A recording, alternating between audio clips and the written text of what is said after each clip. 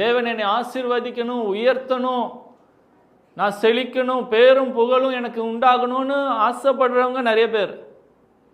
ஆனால் இன்னைக்கு உங்கள் கையில் கொடுக்கப்பட்டதை நீங்கள் எப்படி கையாளுறீங்க?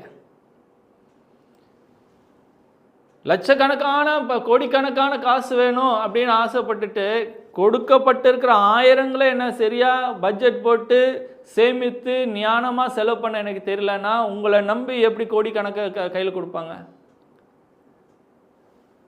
நாம் இப்பொழுது இருக்கிறதை எப்படி கையாளுகிறோம் என்பது நம்முடைய முதிர்ச்சியை காண்பிக்கிறதா இருக்கு. யோசேப்பை பற்றி நம்மளுக்கு தெரியும்.